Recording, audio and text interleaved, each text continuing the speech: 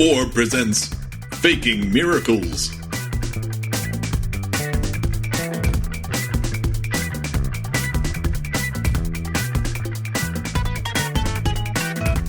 This is Gary Butterfield. This is Cole Ross. Hey, Pussycat. Hey, Pussycat. I'm selling shares in my robot water. I love the robot water line. Robot water. Hey, ring-a-ding-ding. It's time for Toby Huss. Toby Huss is going to come back and steal the show again. Yep, it's time for Toby Huss. This is not him in one of his screaming roles. This is him kind of playing against type. He's doing kind of a Dino kind of guy. The range on this guy. Well, he's also Scaramantula. Yep. So he's had lots of non-screams, but he's good at both. Yeah. Again, Love that man. Certified national treasure, Toby Huss. And whenever I say somebody is a national treasure, that's where I learned that they're from Canada. Why don't they make the entire plane out of Toby Huss? Ring-a-ding-ding, coming in for a landing. Man. This episode, written by Jackson Public, originally aired on February 14th, 2016. Yeah.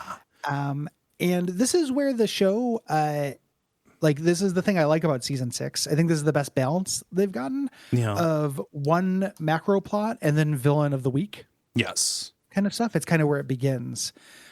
This is also an episode where they're putting things into place, but it's real fun and moves real quick. Yeah. Like the pacing on this episode is a blast. I think. I also like the trick they pull because they gave us that kind of cliffhanger with the Morpho Cave. And then instead of getting a chance to play with it, the Monarch has to go to a boring party. I want to play with my cave. Yeah, it's not a boring. It's not a boring episode, but it just it's kind of like a Christmas. Just like no, I want us to hear play with my presents. I don't want to go to the boring party. Yeah, yeah. Like having to go to a movie or something like that when you have a Nintendo game. Come on. Yeah, no thanks. No, thank you. Yeah. So he's going to go to a party at Wide Wales. The excuse is to, just put on a good show for his wife, but also recon people ahead of him to Arch Venture. He becomes the victim of a scheme, a long-running scheme. Mm-hmm.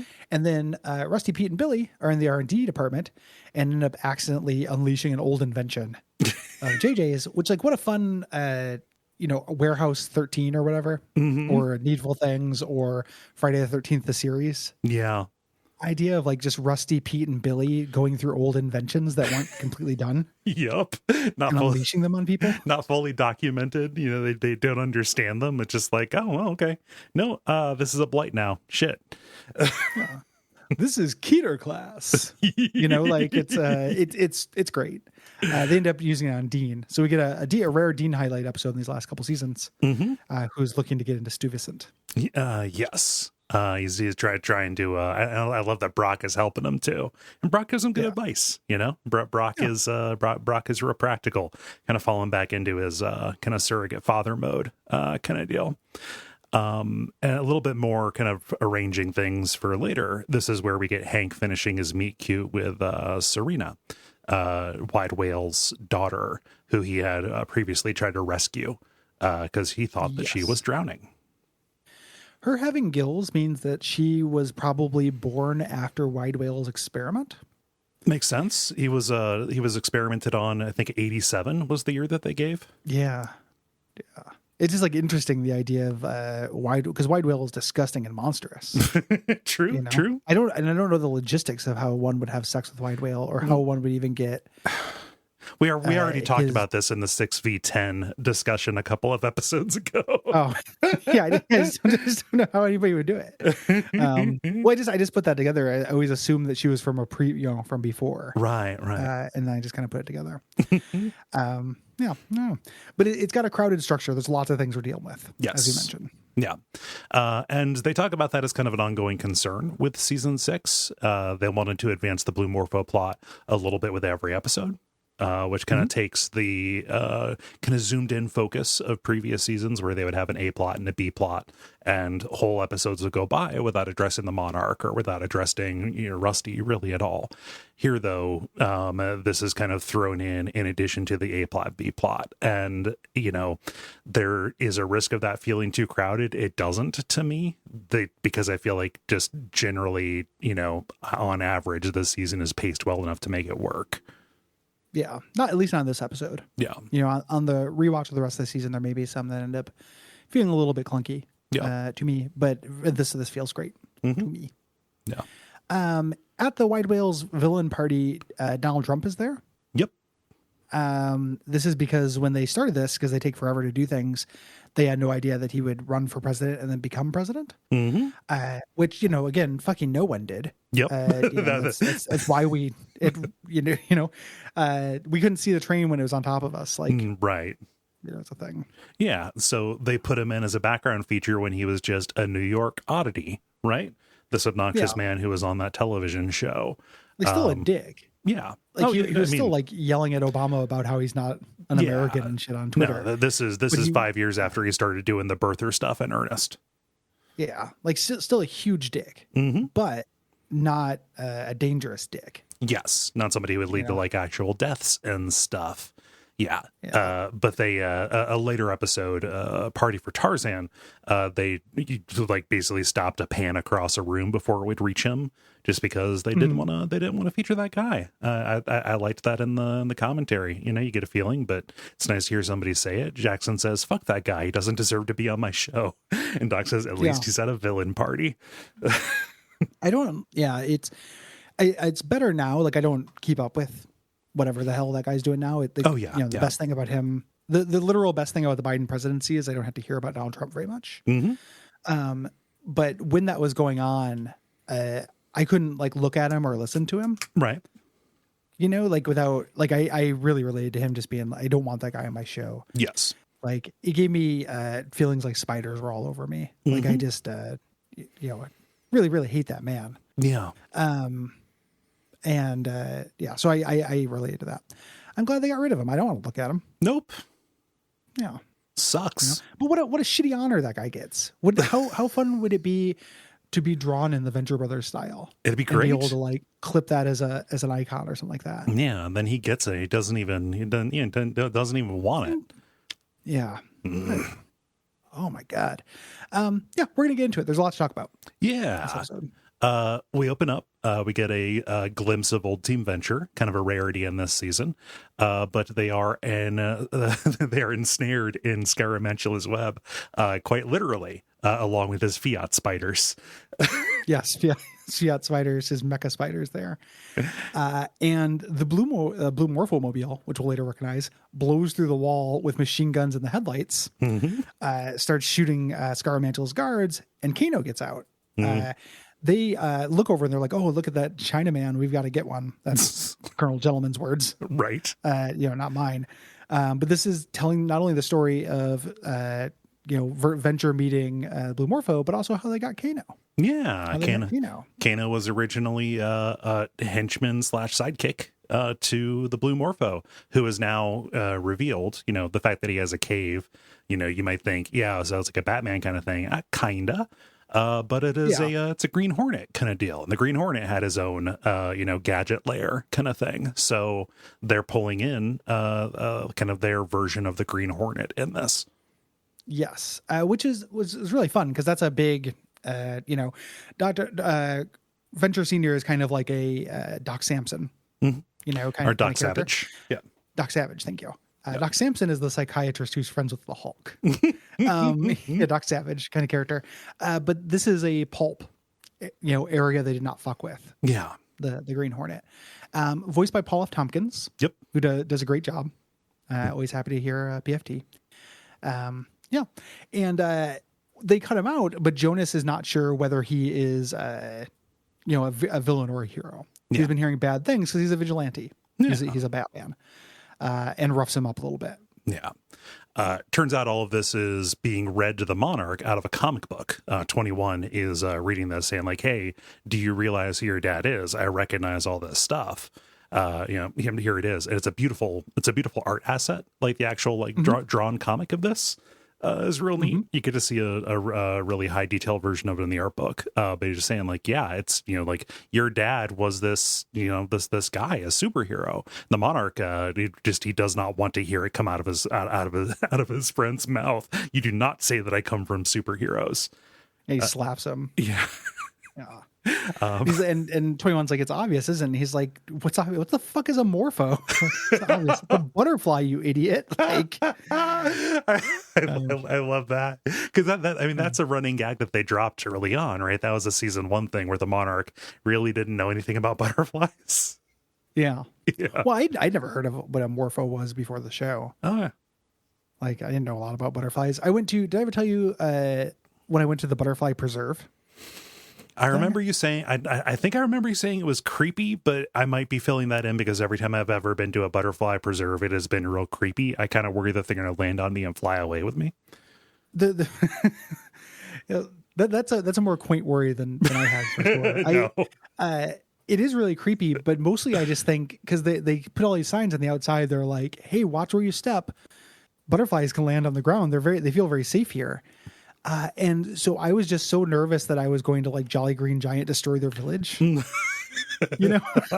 I was just like the Statue of Liberty crashing the Ewok village or something. Like I just looking down at my feet, and then they would land on you, and I just got paralyzed with fear that I would like hurt them. They're so fragile. Like, I don't know. Every time I learned about them, it was like, and if any of the scales are brushed off with their wings, they will never fly again. They'll never fly again. They'll be shunned by their society and put into a special cave. Yeah. They have all this fucking lore about them. That's really scary. Yeah. And then I was just like, this isn't a sanctuary. Like, if there was a sanctuary, I wouldn't be here. Yeah. Like they should just be allowed to vibe. Like, what am I doing here? Why are there a parade of morons like walking through the peaceful village? The very fact of my being able to observe them disqualifies the name on this building. Like, you need to stop this. Yeah, it was very upsetting. Like I kind of sped through it, and I was like, okay, never again. I paid my $15 to get in. I'm gonna get out of here real quick. I'm out. Yep. Gone later. Bye.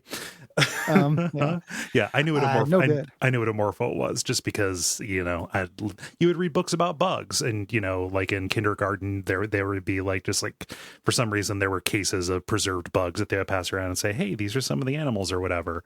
And the blue morpho was always like, that this is the gigantic shiny blue one. That just really caught my eye as a kid. I was like, oh, that one's my favorite because it's big and blue, right? They're a genuinely beautiful creature. Yeah. Favorite bug as a kid was a butterfly. No, that was my favorite. That was my favorite butterfly of the ones that were there. Good. Yeah. Because who's not like choosing like something cool like a rhinoceros beetle? I think a scorpion or something. Yeah. Yeah. It's something you could have on a temporary tattoo. Something that could be nature's all-star. Yeah. Yeah. My gosh. But everything from the old Morpho days is down here. It was on mothballs and covered with plastic. But Manolo cannot get the Morphomobile to work. And the Monarch kind of comes around when he looks up and sees the costume. He's kind of trying it on in his head. You get the sense. Yeah. Hank is out with Brock. They're jogging in Central Park. And Hank wants to cheat and use anabolic steroids to get in shape. The reveal is that Dean is with them. Hank and Brock are fine. Yeah. Dean is dying. Oh yeah. Let me die. He's drenched in sweat, completely out of breath. Just he's not an outdoor kid, right? Yeah. I love this. Hank tries to, just put a little bit of fun into this. Says, "Hey, you forgot to tie your shoes," and points at Dean's shoes, but he can't hold himself up when he looks over, so he falls down. Mm-hmm. Just good his shoes slapstick. Aren't untied. Yep. Which in Brock's like, it only works if they're not untied. Yeah, and also he's wearing dress shoes, like he's wearing Oxfords. Yeah. Poor Dean. So Brock's gonna give him some water. And Hank sees the girl that he tried to rescue jog by with a couple of sea lice. Yeah. He follows her and ends up getting tackled by the sea lice and tased. We get a "don't taser Lance me, bro" reference here, Was that concurrent in 2016? That was like 2011, 2012. I think that was more like I associate that with the Occupy era more than anything. Yeah. It was dated when it came out. I was very surprised to hear the "Don't Tase Me, Bro." Yeah. The quaint days. The quaint days of "Don't Tase Me, Bro," when everybody was planking across the nation. Yeah, nary bros and no bro would go uniced. Yeah, or untased. It's the best of times, it's the worst of times. If you were a bro, not bros, not if you were a seagull in the Gulf Coast. No. Anyway, Sirena, that's her name. Siren, right? She tells Rocco, kind of the lead goon, and the one goon, the one of the sea lice who really gets the characterization, like his national character, saying like, "Hey, lay off of him."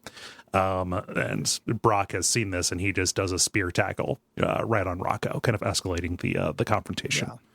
We later find out he killed two of them. Yes, it's Brock. Brock. It's an honorable death. Okay, Brock's back. Yeah. Killer of men.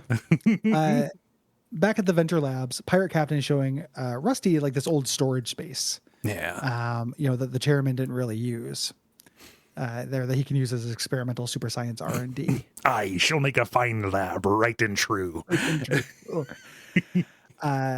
Billy rides up on a GoPod, which is the car of the future kind of thing. They could never put it into production, though. They're like, they didn't put it in production because it causes infertility and heart murmurs and rhesus monkeys. And Billy's like, oh, wait, what? And then crashes into a wall. Yeah. Also, she don't stop so good. One of my favorite things in this episode that they don't underline is that Hank steals this for his job. Yep.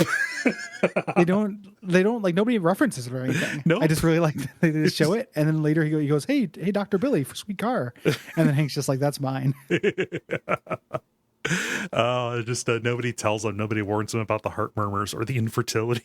The cloning probably took care of that. There's probably not going to be adventure grandchildren. Yeah.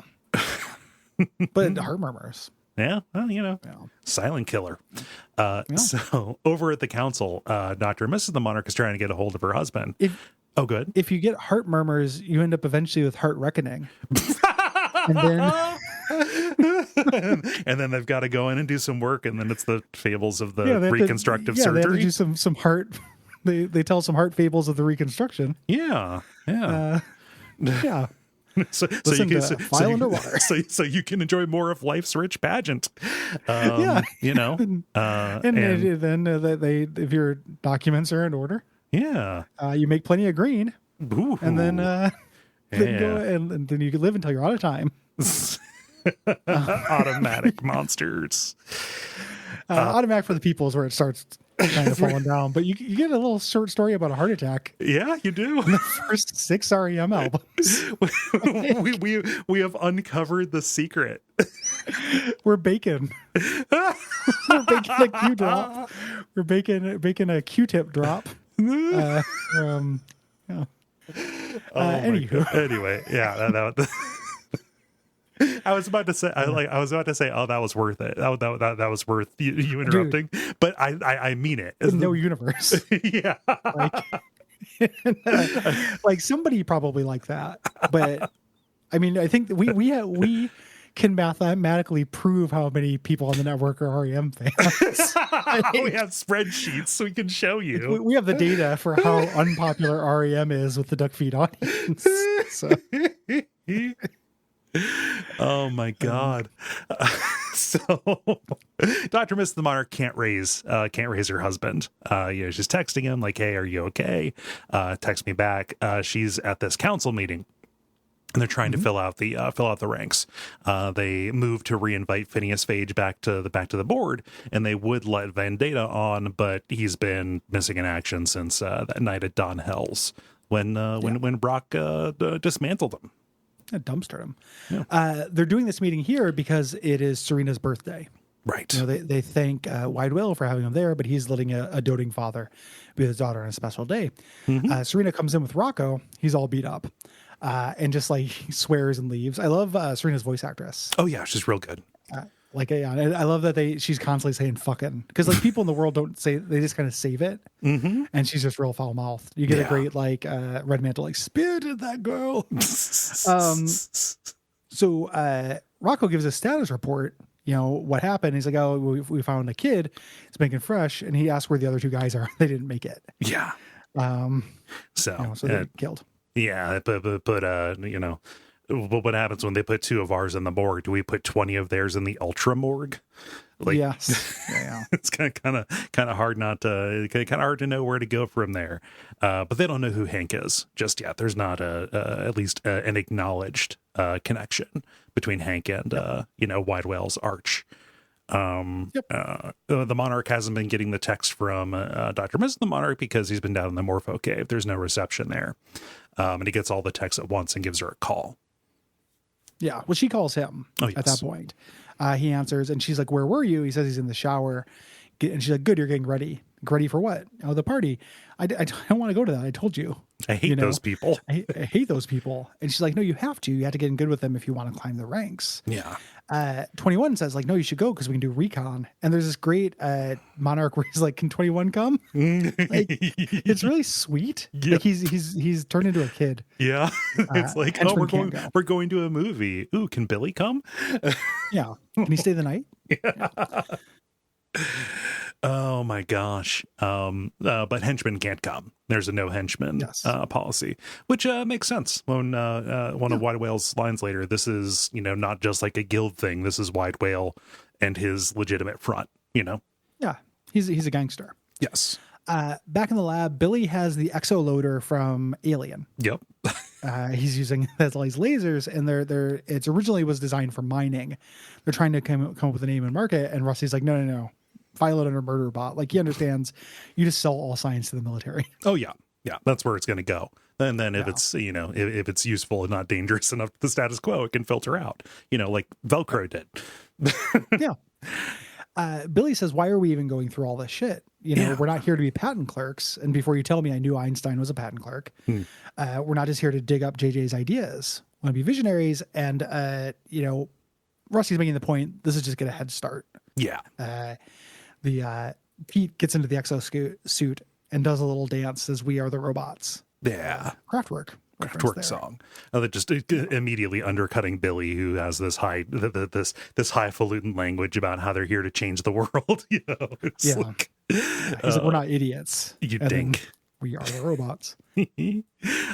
Billy goes to open up this low drawer, the filing cabinet, but this vial falls and breaks. And then we get The Secret Life of Alex Mack. This silvery liquid puddle kind of gathers up from the cracked glass and crawls up a pillar and goes through a vent. And again, I love White's response. What does it want from us? They're immediately very scared of it. They do a little shot of following it. Yeah. As it zips away, which is really great. Cut over to Dean in the shower. The liquid comes out of the drain hole and then moves up his leg into his dick. Yep. It goes in through the dick. Just likes a challenge is what it does. Yeah. Can you imagine if it tried to get into Hank Hill? Fucking Sin's Fortress for the stuff. We'd still be there. Yeah. It's just like, well, you can't get in there. So Dean screams and Brock radios through the mirror because it's smart glass or whatever. Yeah, smart glass or some crap. And he says, hey, Brock, can Candiru live in New York? Candiru. Yes. Yeah. Because call back to the wicked Candiru that Monarch tried to stick into the kid's penis. Testicular torsion. Yeah. Yeah. Brock thinks that this is just a question on one of his SAT prep kind of things. And then that gets Dean to kind of change his mind. He drops the thing that crawled into his dick probably faster than I would have. Yeah. Especially if Billy was there, like if there was a doctor. Yeah. On site. Mm-hmm. But I guess he probably doesn't know something crawled in. It probably just was a pain. Oh yeah. Like how sometimes you just get that pain in your dick. I've peed before and had it hurt. Right. Yeah. Not related to an infection. And I've gone, Yeah. Any amateur doctors out there in the audience who do that thing where you concern troll people who listen to their voice. I did go to a doctor about it, and this was the hilarious hilariously casual urologist I talked to who was just like, so how's your flow, man? Pretty good, dude. Do you have some kind of lazy. do you have some kind of flange I can use? Check the PSI, look at the volume. Yeah. Like can I fill up a clown's mouth at a carnival for you?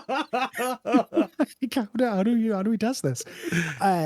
But yeah, he's just like, well, if it doesn't happen again, I'm not worried about it. And I was yeah. what the fuck, man? Doctors are weird. Yeah. How's So, your flow? God. how's your flow, man? Yeah. How's your flow, man? That's Yeah. Oh yeah, brother. oh my gosh. But Brock, Dean asks if Brock will still honor his promise and help him study because he's got this big exam. And Dean strikes me as somebody who would get test anxiety. So Yeah. Anxiety of all stripes. oh yeah. Back at Wide Whale's party, Red Mantle and Dragoon are ogling Redusa from back of the room. Red Mantle and her had a fling a while back. I love that the Red Dragoon's like, you should go talk to her. Like I'm here as well. Like you think that he would be prepared for the consequences of this. Yeah, think 2 steps ahead. Aren't you a criminal mastermind, dude? Well, he's also senile. He's also just very old. Yeah.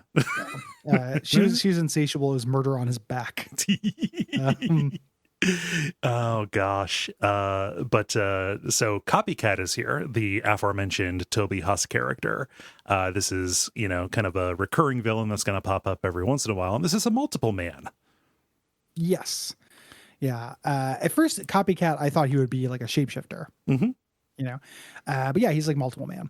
Yeah. And he comes up and he's doing a Dean Martin thing. It's real slick. Kind of hitting on Dr. Mrs. the Monarch, but he says, she's distracted and she keeps dropping hints like, I'm waiting for my husband. Yeah. And he's like, oh, you got me all wrong, Daddy. And gives him a card. He wants to get on the council. Yes. Basically. We alluded to kind of a scheme that the Monarch is being put through on this. We should just highlight it here as opposed to being coy boys about it. Wide Whale has it out for the Monarch. For reasons that should be obvious. We know that the Monarch has killed Wide Whale's brother, Dr. Dugong. So a lot of this stuff, a lot of the misfortune is kind of that the Monarch will see here is kind of being orchestrated by Wide Whale on the back end without us really seeing it. Wide Whale's like, hey, Copycat, can you go fuck with this guy for a bit for me? Yeah. He's Wide Whale's man. Yeah. Here. Dr. Mrs. the Monarch, no sells him at this point and walks away. She's not falling for it. So they're going to have to do some more scheming. Mm-hmm. Wide Whale stops Sirena from drinking champagne. She's 18, not 21. Mm-hmm. And just kind of dotes on her. He's like, hey, I put together this fancy party for you. She says all she wants is a normal life. And he's like, I know we'll cheer you up. And he calls for a pizza. Mm-hmm. She gets this horrible pizza that she really loves from Vincenzo's. Which is a large pizza covered in clams. I know people do a clam pizza. Yeah, that's fucking disgusting. I don't want something. I mean, I don't know. Like the clams come in like two varieties. In my experience, fried to oblivion, to where it tastes like all other fried seafood, or just always a little bit slimy. I don't want a lot of slimy things on a pizza. Yeah, you don't want a slime pizza. No. I don't, in general, I do not do the non-shrimp, non-fish seafoods. Yeah. Because of slime reasons. I don't like oysters or clams or scallops or anything like that. I think they're weird. And I will enjoy it. Like a scallop is good. I like a scallop if it's got a good sear on it. But that is one of the more firm of them. It's just like a weird shrimp kind of. Yeah. The clams. I don't know. Yeah. On pizza. Yeah, no. Come on. Yeah, and I'd rather die than eat an oyster. No, thank you. Yes. Yeah. Or on a pizza. Good God. Unbeknownst to him, Hank works there. This is Hank's new job. He's got to learn the value of $1. Yeah. And so he hops in his cancer-causing GoPod. Yep. Yeah. And makes his way there. He shows up right when the Monarch gets there. Doesn't end up holding the elevator for the Monarch, who sticks his wine bottle between the closing door and crushes it. And he's hiding his face. He knows that guy. Yeah. Yeah. I don't want to ride the elevator with that dick. So he gets up to the penthouse and knocks on the door and is disturbed at first by the butler's barnacle skin, right? And then also to find out that Rocco's there and Sirena. This was a whole thing earlier. Fun little coincidence. Yes. So Hank throws the pizza bag at Rocco and then runs deeper into the penthouse. This penthouse is labyrinthine. There are many hiding places. Yeah. Hitman level. So the Monarch comes into the party room and he's trying to act like old Monarch and be above guild bullshit. Yes. He's like, honey, I'm here. He still thinks he's big man on campus. Wide Whale walks up and is like, do you want to explain to me what the fuck you're wearing? Yeah. You don't, this is my legitimate business. Like no costumes. You asshole. This is not, be passable. Yeah. I'm going to throw you out. Like, get out of here before I throw you out of my fucking house. When Copycat walks up and says like, hey, my apartment's right downstairs. Why don't I take Mr. the Monarch downstairs and give him something presentable? While we're talking about Wide Whale and clothes, they talk about this in the commentary, but I also want to call it out. I love his suit pattern. Like anytime they do that trick where the texture is static, but it's just like the line of the animation that moves. So that like his suit's supposed to be like a big corduroy, like luxury kind of thing. I like that trick. It is a really good economical trick for animation, but also it reminds me of the coffin salesman from Monkey Island. Yeah. Stan. Also the whale is the cloth, is an aspect of cloth. I think I mentioned last episode I talked about it being part of a tie. Okay. Gwen corrected me. Okay. Thank you, Gwen. Thank you. Yeah. So at this point, we cut over to Red Mantle and Dragoon, who are making out with Redusa. Dragoon's there. Copycat and the Monarch pass by. She does not notice Dragoon yet, but he wasn't trying to hide Dragoon. No, he wasn't like in goiter mode or anything. So I don't really understand how that reveal. So I don't think it was. I don't think it was a reveal. I think that later on she gets real upset because Dragoon tries to join in. I think that that's what happens in the commentary. So I think that she was okay with him just being, being present, but when he tries to engage, that's when it icks her out. Yeah. I listened to the commentary today and I really felt like this was one of the ones where they did not talk about the episode whatsoever. They talk about getting a 3D animation for the Morphomobile, but that's the only thing I remember that was related to the episode. Yeah. A lot of talk about Star Trek 4. You mean the Wrath of Khan? Well, they do both. They talk they give like a semi-comprehensive rundown of like how the Star Trek movies failed the series and then redeemed themselves. So they talk about both the Wrath of Khan and Star Trek 4. They're talking about being on a podcast. Yeah. That they guessed it on. But it wasn't about the Venture Brothers. So yeah, I could imagine it being if Dragoon tried to slip a kiss at this point. It's a really specific line to be like, I'm okay with you having a second head that will watch everything I do. But if that head brushes lips with me, I'm out. Yeah. I think that's supposed to be the comedy. Yeah. It felt a little bit like I'm not bothered by it. It was just a little confusing. Yeah. Yeah. I like Redusa though. So good for her. I'm glad she came back. I forgot that she wasn't just a one episode wonder. Yeah.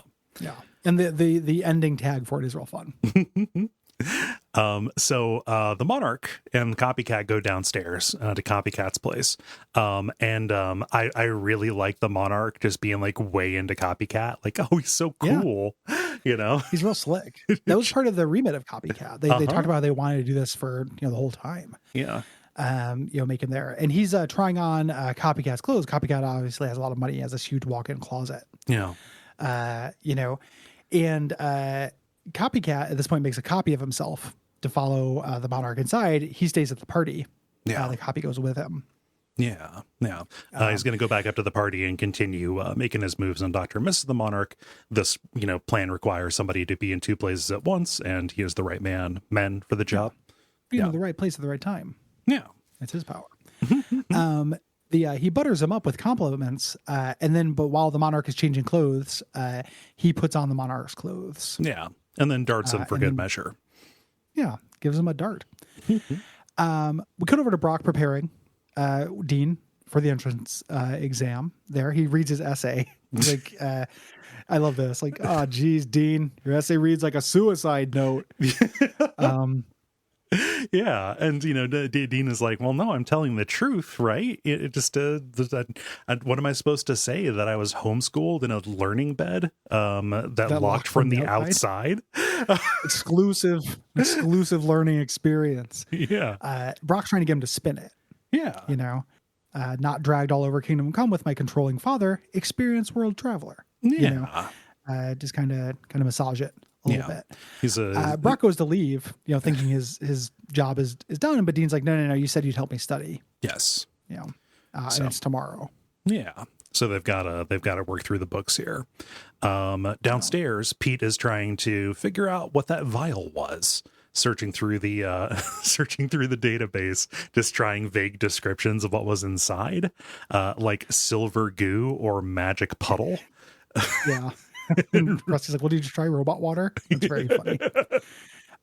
Billy super glued the vial back together so you can read the inventory number, and it's VenTech Biobot Series 5. Rusty's like, haha, technically, I guess the closest with robot water. Yeah, it's nanomachines. Yeah. Yeah.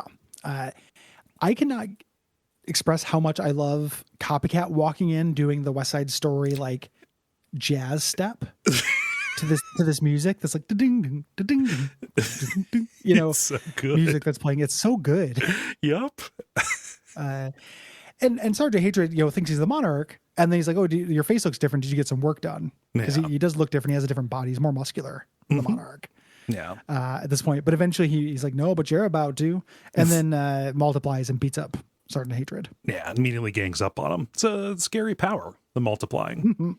Yeah. Yeah. So in the lab, Pete and Billy, they are kind of demonstrating how the biobots work. They think that it's like a little simulation or whatever of the control thing. They're saying, yeah, by moving this joystick, it's not a video game. We can move these things around this diagram of a body. It's the tutorial. Yeah. Like it's explicitly the tutorial, but they don't know that it's active inside a body.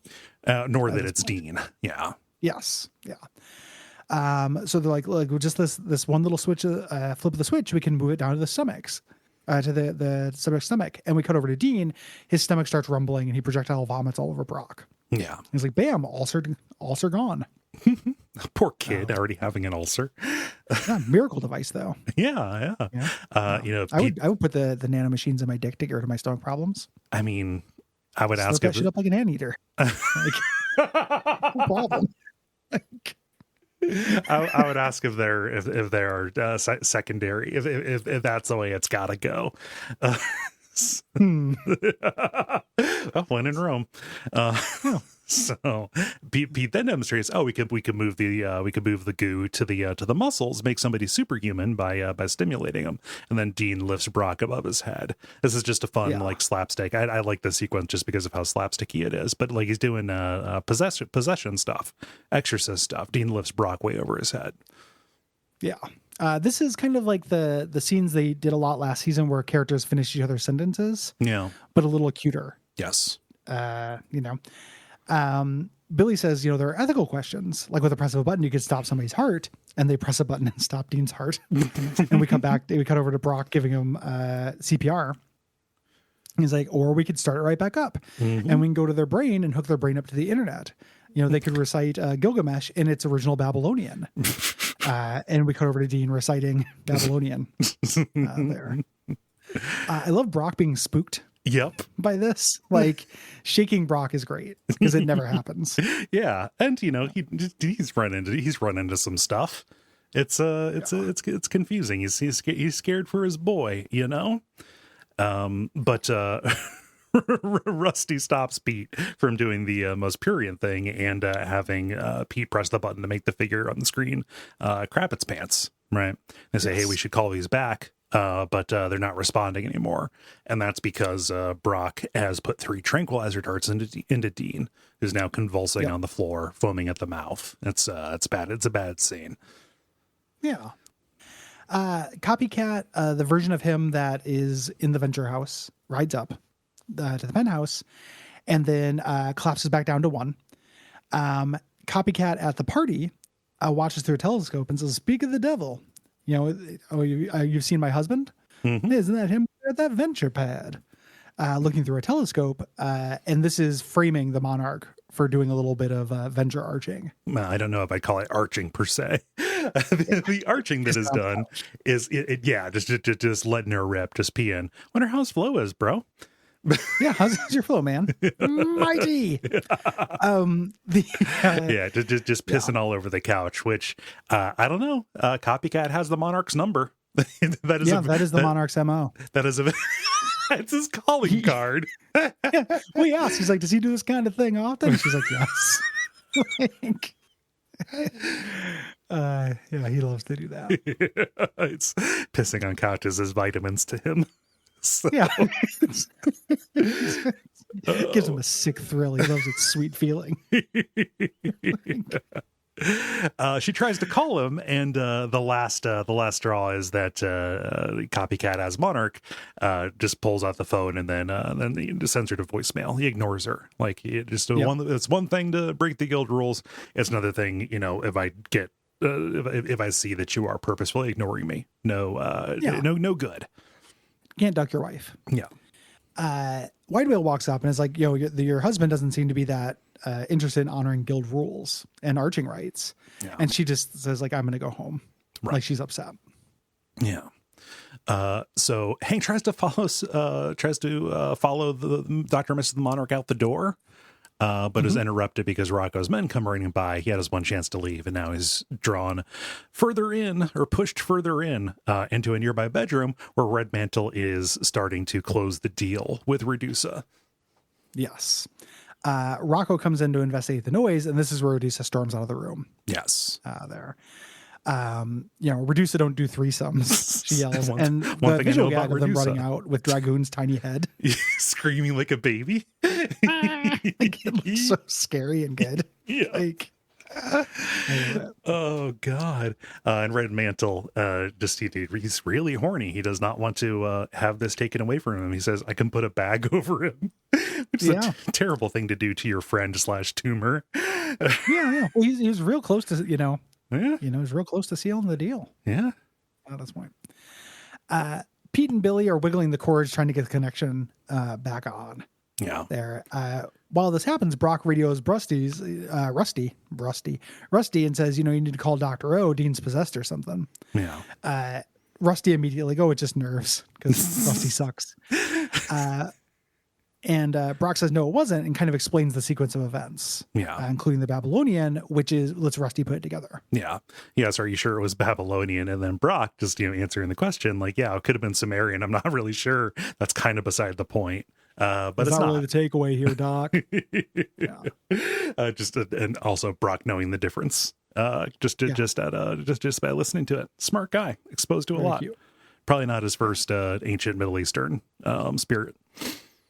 Yeah. So the Monarch wakes up in a planter outside in front of the tower, just as Mrs. the Monarch is leaving, and he's wearing his costume. He runs up, and she ignores him at this point. He thinks it's just because he's a little late. And she rips into him. It's actually really, really interesting. What she rips into him for, he says, like, embarrassing her, ignoring her call and stuff. They're all things that the Monarch could have arguably done. Yes.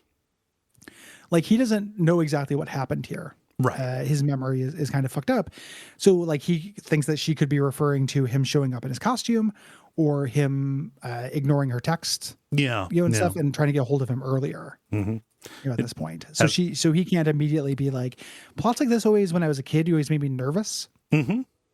When there's an imposter, like the Thundercats would be hanging out and then there'd be like a Dark Snarf, and Dark Snarf would like trick the Thundercats into doing some bullshit. And I'd be like, no, don't be mad at Snarf. Snarf's innocent. It used to always make me really upset as a kid. And part of it was because they would never explain. Like, I wanted regular Snarf to be like, no, it was Dark Snarf. Here the Monarch doesn't know. They actually accounted for it. Yeah. Which makes it a little bit, it's that nice little bit of finish on it. Yeah. 21 calls. Or he says he lost his phone, but his phone rings. Right. There, he's lying. Yeah. It's 21 saying they got the Morphomobile working. At first he says, never mind.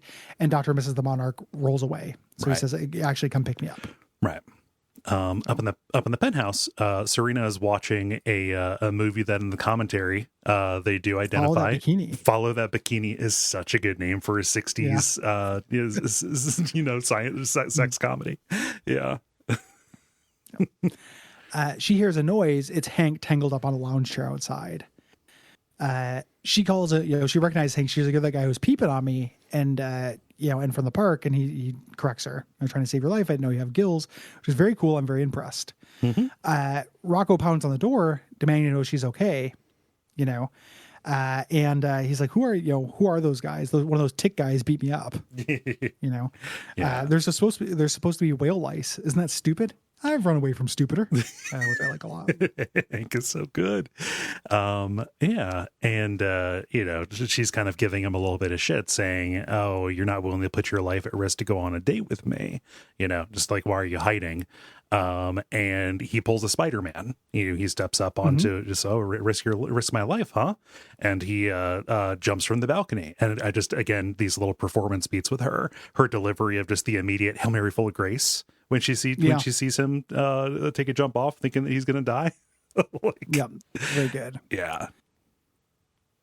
Rocco bursts through the door. She tells him to get out of there. And then Hank comes up on the Go Pod. That was his move. He goes, "So, do we have a date?" Pretty smooth. Yeah. He's an operator. He's no copycat, but yeah, he's on his way. I mean, guess copycat is, and copycat is, and copycat is. That's the end of the proper episode. We get a post credits here with Dean passing the nanobots, screaming as he pees out nanobots. That's the part I wouldn't like. No, that's entrance only. It's a strange policy, but I respect it. I love that this is the moment that that Rusty takes to tell his son that he got into Stuyvesant University. He holds up an acceptance letter. Yeah. Dean's very overjoyed, and Rusty says to the other gentleman, "We made our first miracle." The implication here is that the nanobots did the test. Yeah. They controlled Dean's brain during the test part that he did. Yeah, because now he's just pissing him out after he gets the acceptance letter. Yeah, so good for them, cheating their kid into to college. Hey, you do what you do. You do what you gotta. Contrast with the last time they tried to get Dean into college. Huh? Yeah, and that's the episode. Yeah, fun. Good times. Love Copycat. I like the robot water. I like Hank and Sirena. Like that is a good subplot. Yeah. Yeah. I like it quite a bit. The robot water is a nice little side plot that's kind of inconsequential. Yes. To things. So one of the things that they're doing now, I think that one of the things I like about season 6 is they're getting that balance of lore and piece moving episodes with the inconsequential goof episodes. Yes. Think Tank isn't important to things, but it's still real fun to have Think Tank hanging around. It's not really moving the main plot forward. It's just fun. Yeah. So I'm way into it. Yeah, good episode. Yeah. Well, I like that balance in all things. Yeah. So that's gonna be it for this episode. If you like this show, head on over to patreon.com/Duckfeed.tv. We are phasing out early release. I don't think we've announced that on the show yet, but you do get a bunch of other benefits. Yeah. For supporting us, including free shows, access to the Slack, and a big bonus package if you have not joined our Patreon. Yeah. We're going to show you what you've been missing. Yeah. We think that it's going to be good for everybody. But yeah, that's patreon.com/DuckFeedTV. You can leave ratings and reviews, tell your friends, all of that good stuff. It's a good time, and we're super happy to have you here. It feels kind of fast, but we're coming up on the end of the show. Yeah. We're going to figure something out, for that. It would be awesome if it timed out so the movie came out around then. It feels unlikely. Yeah, that would be this. This is going to end in July, I think. Yeah. Yeah, it would be this summer. So it feels very unlikely. The boys are slower than that, and that's fine. Yeah. We're probably not going to Bonfireside Chat-esque kill time. No. Here's episode 6 on Sharky's machine. Yeah. Like, Minutes 45 through 51 of Sharky's machine. And probably not going to do that. We're probably not going to do that. We'll probably end the show and then do a special like they did. Yeah. Put the show on ice and then bring it back. There's no reason that we couldn't do that. So yeah. In terms of something else being in the show spot, we haven't talked about it yet, but we'll probably do something. Yeah. Probably. Don't hold us to that. We got to figure it out. We do. So, I don't know. It's fun to have an excuse to talk about a TV show. It is every week. And it's an area of the network that we don't cover. Yes. This is the television show that we do, but we'll see. Yeah. We will. We got to make sure it's got to be quality on our end or no deal. Or no deal. Yeah. It's got to be a stanzo. And then leave us ratings, reviews on Apple Podcasts and Podcast Addict. Yes. But until then, go Team Venture.